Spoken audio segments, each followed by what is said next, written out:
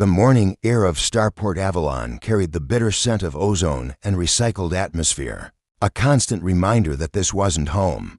Zara Thorne adjusted the worn strap of her linguistic equipment case and took a steadying breath before stepping into the bustling marketplace. Around her, beings from a dozen different worlds conducted their business in a cacophony of languages that would have overwhelmed most humans, but to Zara, it was a symphony of color and light.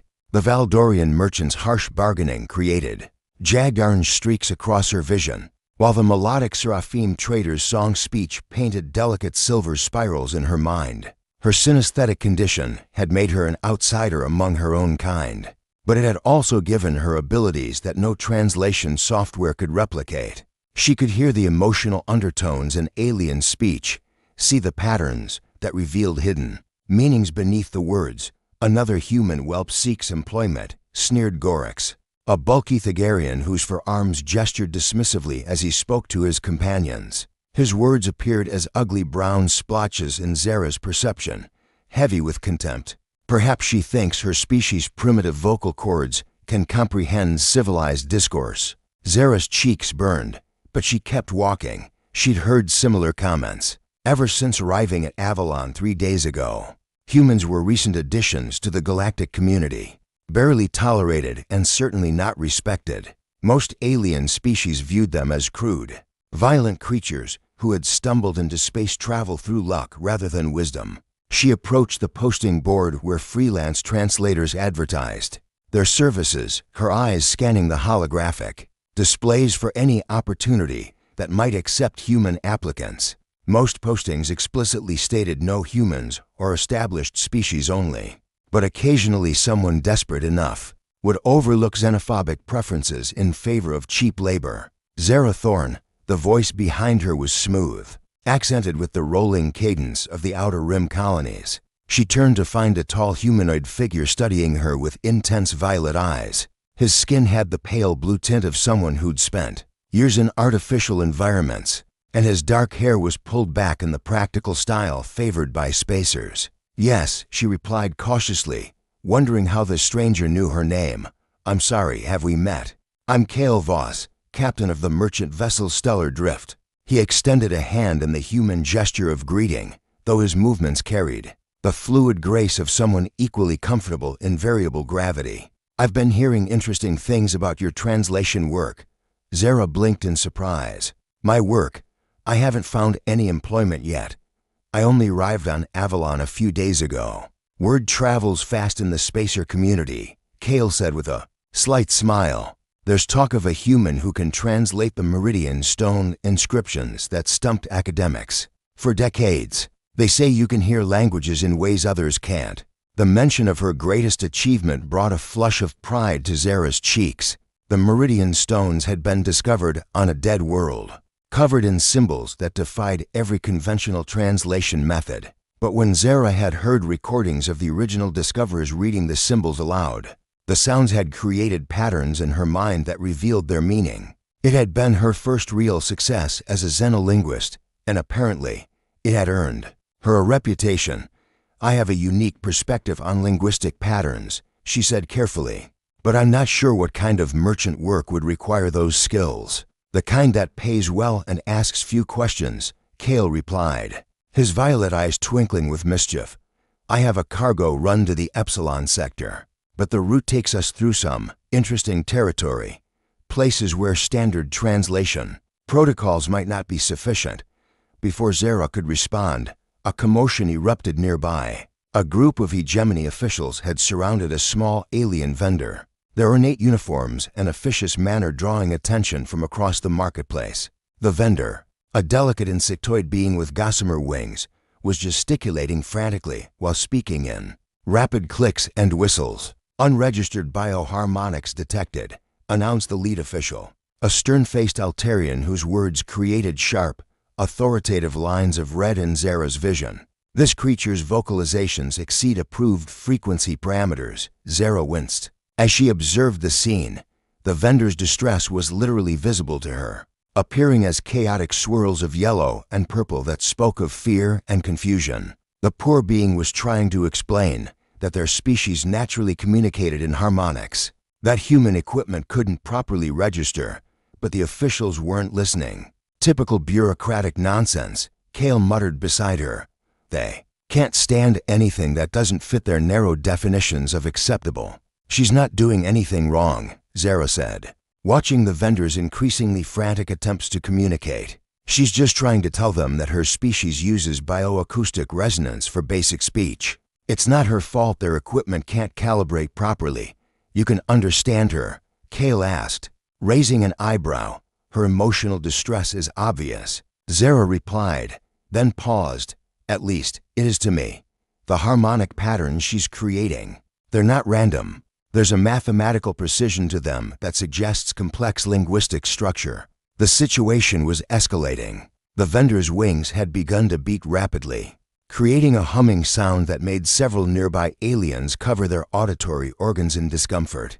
The officials were reaching for restraint devices, clearly intending to arrest the frightened being for the crime of existing in a way that inconvenienced them. I have to help, Zara said, starting forward before Kale could stop her. Wait, he called after her. Getting involved with hegemony business is never wise. But Zara was already moving, her equipment case bouncing against her hip as she approached. The confrontation. Excuse me, she called to the lead official. I believe there's been a misunderstanding. The Altarian turned his cold gaze on her, his expression radiating the kind of disdain reserved for particularly bothersome insects. A human, this is official hegemony business. Remove yourself immediately. I'm a certified xenolinguist, Zara replied, keeping her voice steady despite the intimidating presence of the uniformed officials. I can translate for you if you'd like to actually understand what she's trying to say. The creature's vocalizations are biologically hazardous, the official stated flatly. Translation is irrelevant. They're not hazardous, Zara insisted, pulling out her portable analysis device. Look, I can show you the harmonic breakdown. Her species uses multiple frequency layers for communication, similar to how humans use tone and inflection. It only seems chaotic because your equipment isn't designed to parse the separate channels. The vendor had stopped her frantic gesturing and was now staring at Zara with large, multifaceted eyes that seemed to shimmer with hope. She spoke again, this time more slowly, and to Zara's synesthetic perception, the sounds created delicate geometric patterns like crystalline flowers blooming in her mind. She says her name is Whisper of Wine Through Leaves, Zara translated, surprised by the poetic beauty of the alien name. She's a traveling merchant specializing in rare minerals from the Gossamer Nebula. She's been trying to explain that her vocal cords naturally produce harmonics in multiple frequency ranges, but she can adjust them if they're causing discomfort. The official's expression didn't change, but Zara noticed a slight hesitation in his posture. Even if your translation is accurate, unregistered bioharmonics remain a security concern. Then register them, Zara said simply. I can provide a complete linguistic analysis within the hour. There's no need to arrest someone for the crime of having a different biology. From the crowd that had gathered to watch the confrontation, she heard murmurs of agreement. Not everyone approved of the hegemony's increasingly rigid policies regarding non-standard communication methods. The official seemed to realize that making a scene over a harmless merchant might not be worth the negative attention. You will provide this analysis within 1 standard hour, he said finally. The creature will remain in custody until then. That's not necessary, Zara protested. She's not dangerous. The protocols will be followed, the official replied coldly. However, if your analysis proves satisfactory, she will be released with a proper communication permit. It wasn't ideal, but it was better than the immediate arrest. That had seemed inevitable moments before. Zara watched as the officials led Whisper of Wine Through Leaves away, making a mental note to work as quickly as possible on the linguistic analysis. Impressive, Kale said as the crowd dispersed. You just faced down a squad of hegemony officials over someone you'd never met. It was the right thing to do, Zara replied, though she was beginning to feel the aftereffects of the confrontation. Her hands were shaking slightly, and she could feel the familiar tension headache that came from processing too many overlapping voices at once. The right thing to do, Kale repeated thoughtfully. That's not a phrase you hear often in the outer sectors. He studied her with those unusual violet eyes, as if seeing her for the first time. I think I was right about you, Zara Thorne. You're exactly what my crew needs. Your crew? Zara asked, confused by the sudden shift in conversation. I'll explain on the ship, Cale said, gesturing toward the docking bays. That is, if you're still interested in employment that pays well and asks few questions. Zara glanced back toward the security station, where Whisper of Wine Through Leaves was being held. She still had work to do here, but something about Kel's offer intrigued her. There was an intensity in his manner that suggested his cargo runs were more complex than simple merchant trading. I'll need to finish helping her first, she said, indicating the direction the vendor had been taken. Of course, Cale agreed. I'll wait. Something tells me this won't be the last time we find ourselves helping someone the system has decided doesn't fit their narrow definition of acceptable. As Zara hurried toward the security station, her mind was already working on the harmonic analysis that would free Whisper of Wine Through Leaves, but part of her attention remained focused on the mysterious captain who had appeared in her life at exactly the right moment, in a galaxy where humans were barely tolerated. Finding someone who seemed to value her unique abilities was like discovering a rare jewel in an asteroid field. She didn't know it yet, but this chance encounter would lead her to discoveries that would change not just her own life, but the fate of entire civilizations sleeping in the depths of space. 3 weeks aboard the Stellar Drift had taught Zara that Cale Voss was a man of contradictions. He carried himself with the easy confidence of someone born to space. Yet she'd caught glimpses of old scars that spoke of a harder past. His ship was registered as a standard cargo hauler, but the hidden weapon systems and military-grade shielding suggested a different story entirely. Jump coordinates locked in, announced Trix, the ship's navigator, her forearms dancing across the holographic display with practiced ease. The Zentari woman had accepted Zara's presence with surprising warmth, though she'd made it clear that trusting humans didn't come naturally to her species. Stellar Drift to Avalon Control. Kel's voice carried the professional courtesy required for space traffic management, requesting clearance for departure. Vector 7-7-Mark-12. Avalon Control to Stellar Drift. You are cleared for departure. Safe travels, Captain Voss. As the ship pulled away from the station, Zara watched through the viewport as starport Avalon shrank to a point of light among the stars. The successful resolution of Whisper of Wine Through Leaves' situation had been deeply satisfying, but she couldn't shake the feeling that she was running from something rather than toward it. Having second thoughts, Cale asked, settling into the seat beside her in the observation lounge. His presence was oddly comforting, though she couldn't quite explain why. About leaving Avalon? No. Zara replied honestly, about taking a job where I don't know what I'm really being asked to do, perhaps.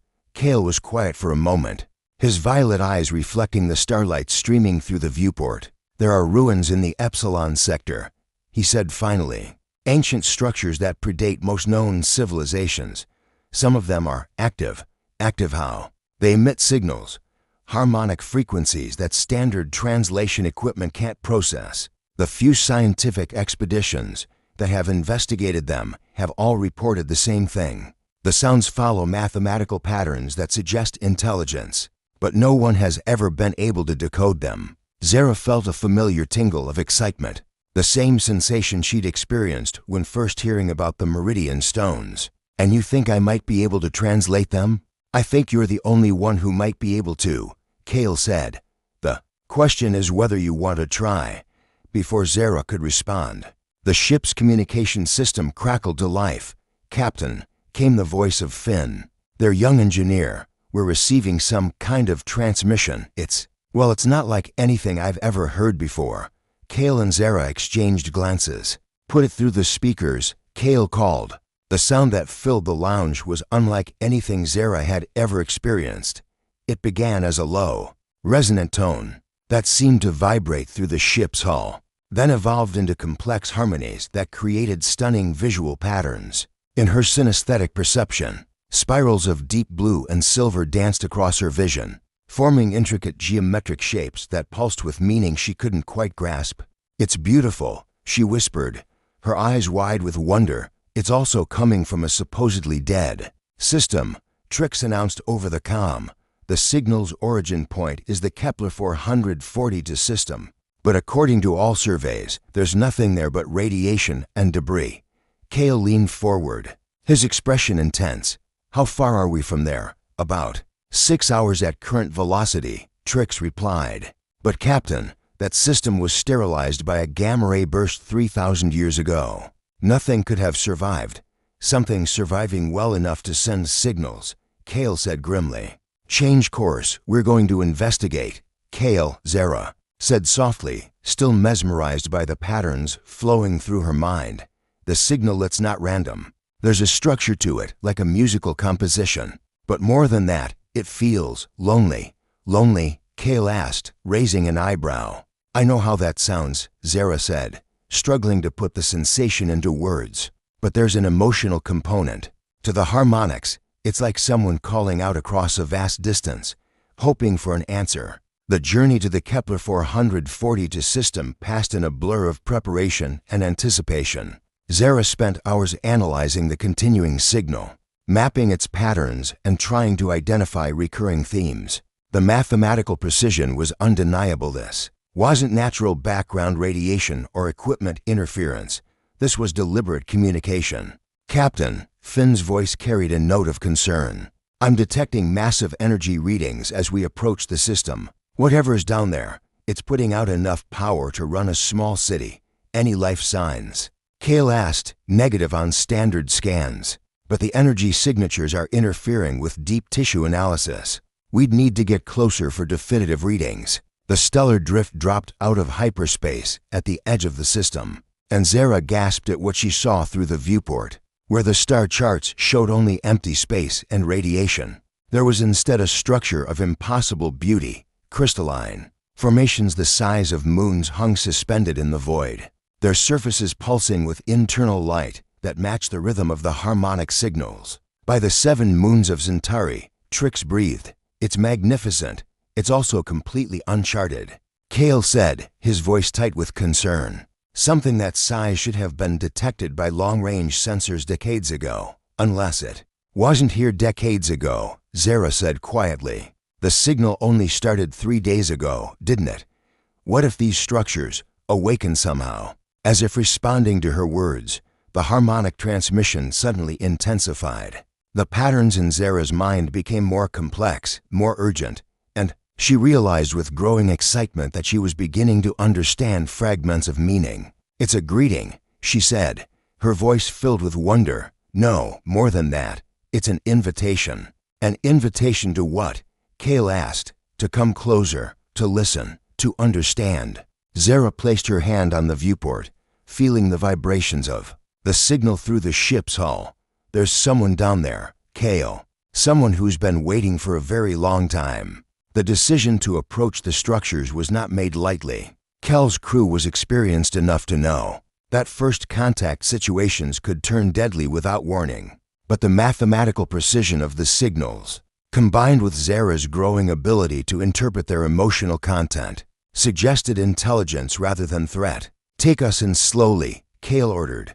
"Full shields, weapons ready, but not targeted. If this goes wrong, I want us ready to run." As they approached the largest of the crystalline structures, Zara's synesthetic perception exploded with color and pattern. The entity, she was certain now that it was a single being, was trying to communicate with increasing urgency. The harmonics painted stories in her mind, images of vast cities among the stars, of beings who spoke in music and thought in light, of a great catastrophe that had forced them into dormancy. "It's ancient," she whispered, tears streaming down her face as the entity's memories flowed through her consciousness.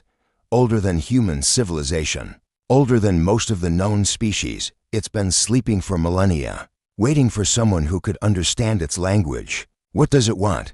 Cale asked, his hand resting gently on her shoulder. "To not be alone anymore." Zara replied, "It's the last of its kind, or so it believes. It's been sending out signals hoping that somewhere in the galaxy, someone would hear and respond." The communications console chirped with an incoming transmission from the entity. This time, however, the signal was different, more focused, more personal.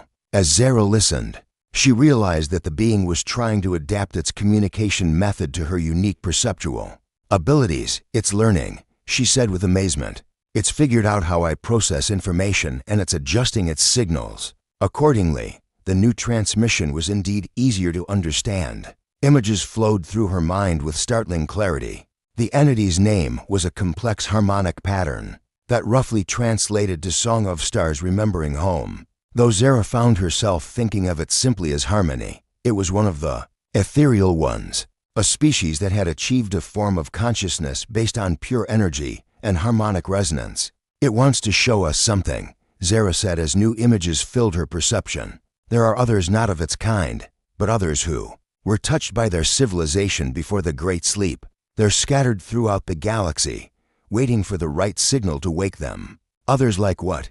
Kale asked before Zara could answer. The ship's sensors detected a new signature, approaching from the direction of the outer system. At first, it appeared to be another crystalline structure, but as it drew closer, its true nature became apparent. By all the gods, Trix whispered, it's alive. The creature that approached them was magnificent beyond description. Its body was serpentine and graceful, easily the length of 3 starships, with scales that shimmered like captured starlight. Great wings spread wide enough to embrace a small moon, and its eyes held the depth of ancient wisdom. A dragon, Zara breathed, recognizing the form from 1,000 human legends. It's actually a dragon. The creature's voice, when it spoke, was like nothing Zara had ever heard. It didn't use vocal cords or sound waves in any conventional sense. Instead, it projected its thoughts directly into her mind through harmonic resonance, creating patterns of meaning that bypassed language entirely.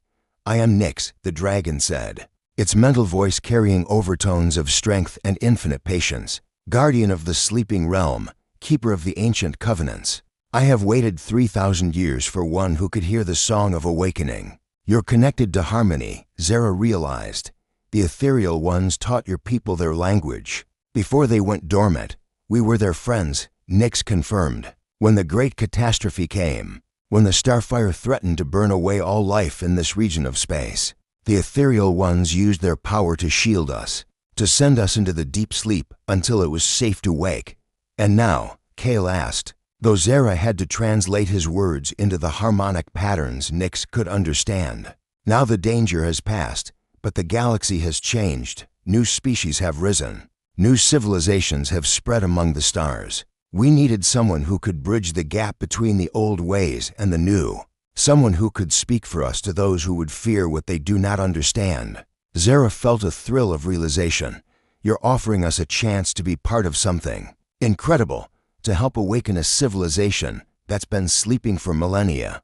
More than that, Nyx said, and in its mental voice, Zara heard something that made her breath catch. I am offering you the chance to be part of something eternal. The bond between dragon and songkeeper is not merely professional, it is a joining of souls, across the barriers of species and time. As the dragon's words sank in, Zara became aware of Kel's sharp intake of breath beside her. When she looked at him, she saw a mixture of wonder and something else, something that looked almost like jealousy. Zara, he said quietly, what exactly is it proposing? But before she could answer, alarms began blaring throughout the ship. On the tactical display, dozens of new contacts were appearing at the edge of the system, military vessels bearing the insignia of the hegemony. Enforcement Division. It seems, Nyx said with what might have been amusement, that our reunion has not gone unnoticed. The question now is whether you are prepared to stand with us, or whether you will flee back to the safety of your own kind. Zara looked at Kale, seeing her own conflict reflected in his violet eyes. They stood at the threshold of a discovery that could change the galaxy, but the cost of that knowledge might be higher than either of them had imagined. The approaching fleet was still hours away, but time was running out. Soon, she would have to choose between the safety of the familiar and the dangerous beauty of the unknown. And somewhere in the depths of space, ancient voices were beginning to stir, waiting for her answer. The hegemony fleet hung at the edge of the system like a collection of predatory sharks. their hulls bristling with weapons designed to pacify entire worlds. Admiral Thane's flagship, the Dominion's Will, was a kilometer-long monument to military precision and barely contained violence. "Sir," reported Lieutenant Vex from the sensor station, his reptilian features twisted with concern. "The energy readings from those structures are off the charts. Whatever technology they're using, it's unlike anything in our databases." Admiral Thane studied the tactical display with the cold calculation that had made him the hegemony's most feared enforcer. "Any response to our hails? Nothing on standard frequencies, sir. But we are detecting complex harmonic transmissions between the unknown vessel and the structures. The patterns suggest active communication. Then someone knows. We're here," Thane mused. "Deploy reconnaissance drones. I want detailed scans of everything in this system. And prepare boarding parties if that cargo ship thinks they can claim salvage rights on technology of this magnitude. They're about to learn otherwise." Aboard the Stellar Drift, the mood was tense as Kel's crew prepared for what seemed like an inevitable confrontation. Zara stood in the communication chamber they'd hastily constructed, her hands pressed against the harmonic resonators that allowed her to speak with both Harmony and Nyx simultaneously. "The hegemony doesn't negotiate," she translated as urgent. "Warnings flowed from both entities. They'll try to capture you for study, to weaponize your abilities. Then we must wake the others." Nyx's mental voice carried new urgency. "The sleeping realm cannot defend itself with only one guardian conscious." "How many others are there?" Kale asked, his tactical mind already working on possibilities for escape. Through her connection with Harmony, Zara saw flashes of sleeping dragons scattered across dozens of star systems, each one hidden in locations that had seemed uninhabitable or worthless to the younger species. "Hundreds," she whispered. "Maybe thousands. They're everywhere inside hollow asteroids, at the bottom of gas giant atmospheres, in the hearts of nebulae where sensors can't penetrate. The awakening song must be sung from the heart of dreams," Nyx explained. And Zara saw images of a massive structure hidden within the gravitational chaos of a nearby pulsar system. "But the journey is dangerous, and the heart has guardians that will test any who seek to enter." "What kind of guardians?" Kale asked, though his expression suggested he wasn't sure he wanted to know the answer. "The trials of understanding," Zara translated, watching complex patterns flow through her synesthetic perception. 3 tests that determine whether someone has the wisdom to awaken entire civilization. Many have tried over the millennia. None have succeeded. Before anyone could respond, Trix's voice crackled over the calm system. "Captain, we've got company. Hegemony boarding shuttles are launching, and they're not bothering with requests for permission to come aboard." Kel's expression hardened. "Battle stations, Finn, how quickly can we break orbit?" "Not quickly enough," the engineer replied. "They've deployed some kind of gravitic anchor. We're locked in place until they release it." It was then that Nyx made a decision that changed everything. Without warning, the magnificent dragon swept around the Stellar Drift, its massive form creating a protective barrier between the ship and the approaching hegemony forces. "I will not allow harm to come to the Songkeeper." Nyx's mental voice resonated with protective fury. "She is under my protection now." The effect on the hegemony forces was immediate and dramatic. Combat-hardened soldiers who had faced down rebellions on a dozen worlds found themselves staring at a creature from their oldest nightmares. Dragons existed in the mythology of almost every spacefaring species, ancient stories of beings of immense power and wisdom who had vanished into legend.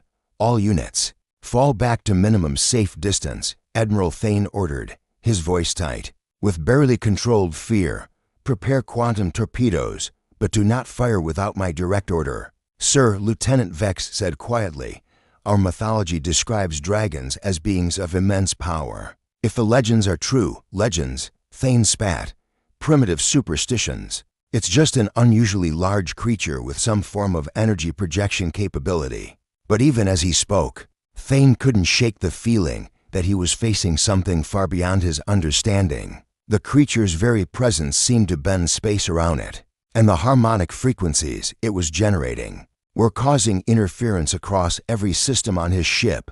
Aboard the Stellar Drift, Zara was experiencing something unprecedented. Her connection with Nyx was deepening, becoming more intimate than simple communication. She could feel the dragon's emotions, its fierce protectiveness, its longing for its sleeping kindred, and something else that made her heart race with confused excitement. "Zara," Kale said urgently, "we need to get out of here. That fleet has enough firepower to turn this entire system into plasma."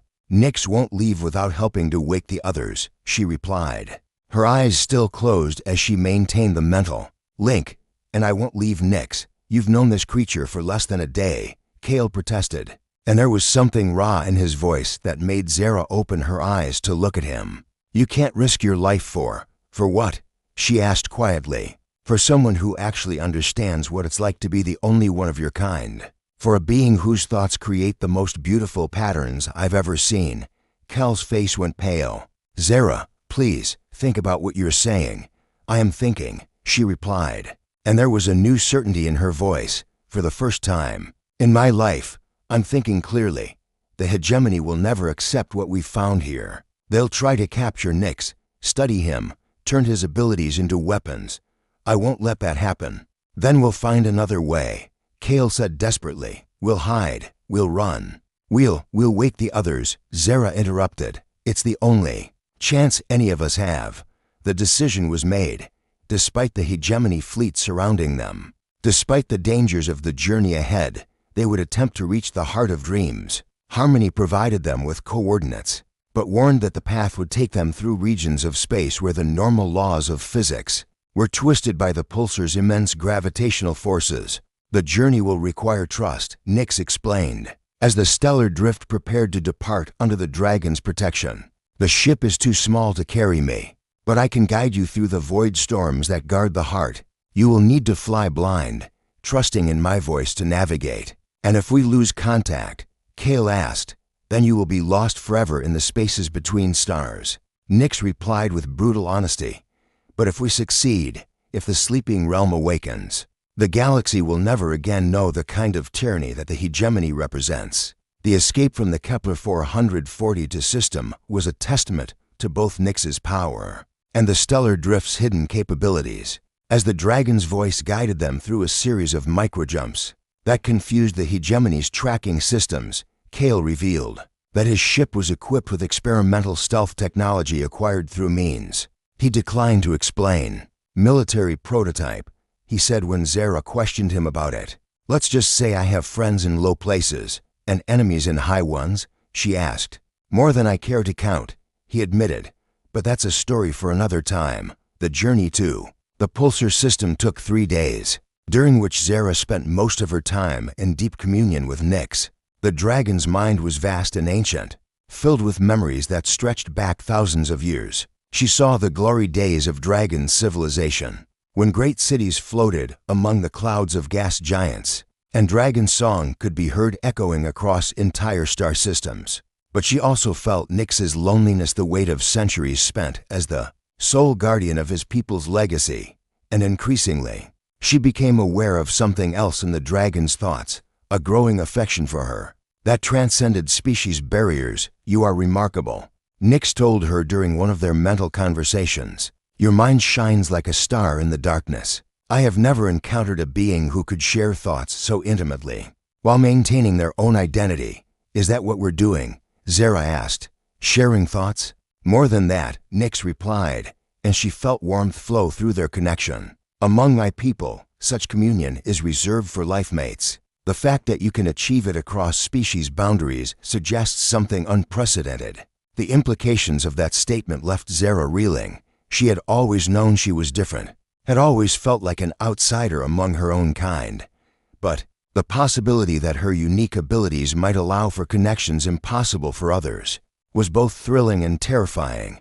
"Kale suspects," she said quietly. "The captain cares for you." Nyx acknowledged. "His feelings paint themselves in the electromagnetic patterns around him whenever you are near. But his is the affection of like calling to like. What exists between us transcends such simple categorization.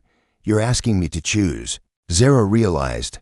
"I am asking you to be yourself," Nyx corrected, "to embrace the fullness of what you are capable of becoming." The choice, as always, remains yours. The conversation was interrupted by Finn's voice over the comm system. Captain, we're approaching the pulsar system. The gravitational distortions are unlike anything I've ever seen. Zara made her way to the bridge, where the view screen showed a sight that defied comprehension. The pulsar itself was invisible. Its mass collapsed into a point of impossible density, but its effects on the surrounding space were spectacular. Streams of charged particles spiraled outward in perfect helixes, while the fabric of spacetime itself seemed to ripple and twist in response to the star's rapid rotation. How are we supposed to navigate through that? Trix asked, her four hands dancing nervously over her control stations. Trust. Nix's voice echoed through the ship's communication system as the Dragon took position alongside them, and perhaps a little faith in the impossible.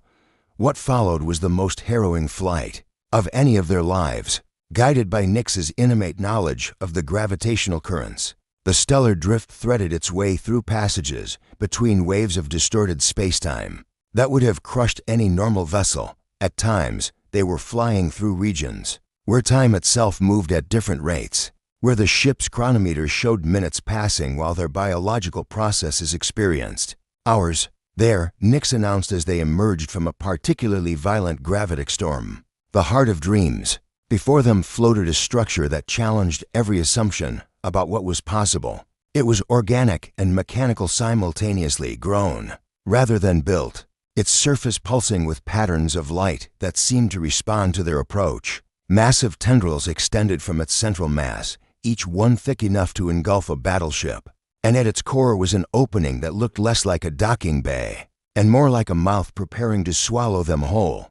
The trials await, Nix said solemnly. Once you enter the heart, you will face tests designed to measure not just your intelligence, but your wisdom, your compassion, and your commitment to the greater good. Many who have entered have never emerged.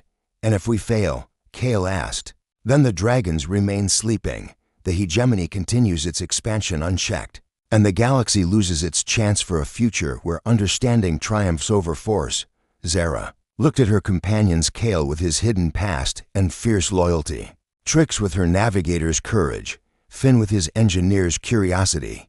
Then she felt Nix's presence in her mind, vast and patient, and filled with hope that had endured across millennia. We won't fail, she said quietly. We can't afford to. As the stellar drift approached the Heart of Dreams, Zara felt the weight of destiny settling around her like a cloak. Somewhere in the depths of that ancient structure lay the key to awakening an entire civilization, but the price of that awakening might be higher than any of them imagined, and the choices she made in the trials ahead would echo across the galaxy for generations to come.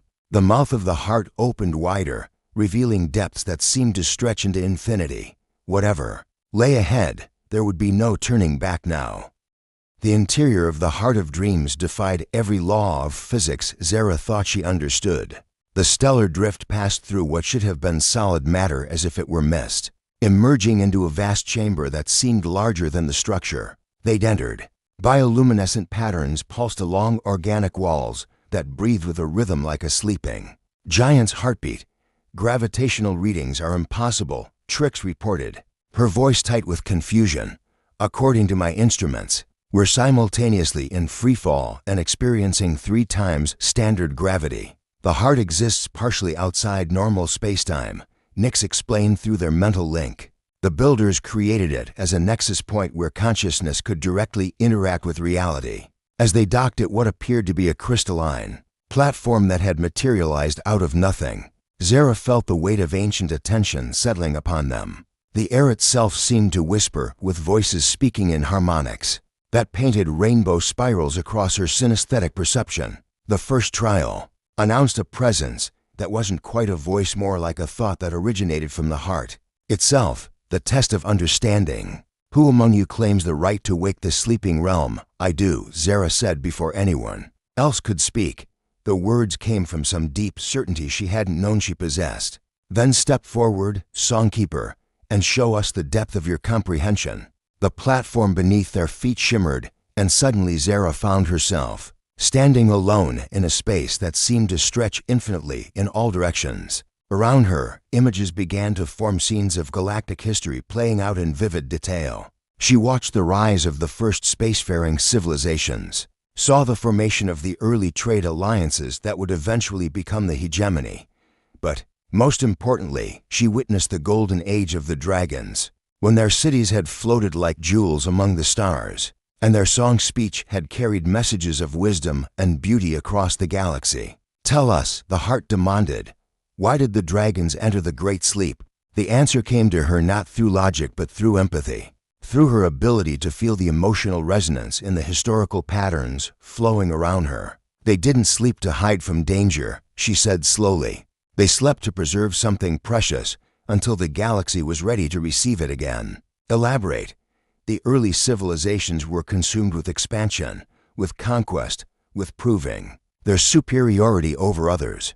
The dragons saw that their presence would either inspire fear that led to war, or worship that corrupted their teachings, so they chose to wait to sleep until younger species had matured enough to see them as teachers, rather than gods or threats. The images around her shifted, showing potential futures where dragons had remained active during the galaxy's turbulent adolescence. In every scenario, the result was the same.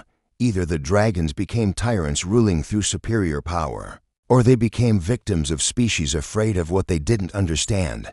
And now, the heart asked, what has changed? Zara thought of her own journey, of the prejudice she'd faced as a human in an alien-dominated galaxy, of the fear and suspicion that still poisoned relations between species. "Nothing," she admitted, "and everything. The galaxy is still afraid of difference, still quick to see threats in what it doesn't understand.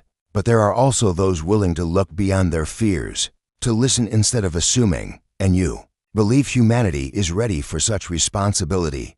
"I believe individuals are ready," Zara replied carefully. "Not species as a whole, maybe they never will be, but individuals from every species who are willing to bridge the gaps between different ways of thinking, different ways of existing." The space around her pulsed with what felt like approval. The first trial is complete, but understanding without wisdom is merely cleverness, and cleverness without compassion is the path to tyranny. The infinite space dissolved, and Zara found herself back on the platform with her companions. But something had changed. She could see new patterns now, could perceive the emotional resonance of every living being around her. With startling clarity, "Zara," Kale said urgently, reaching for her hand. "Are you all right? You were gone for over an hour." "I'm fine," she replied, though the touch of his fingers against hers created complex spirals of warmth and concern in her enhanced perception. "Better than fine, actually. I can see so much more now." The second trial, the heart announced before anyone could ask for details, the test of wisdom. Captain Kale Voss stepped forward. Kel's face went pale. "I'm not the one trying to wake the dragons, are you not?" The heart asked.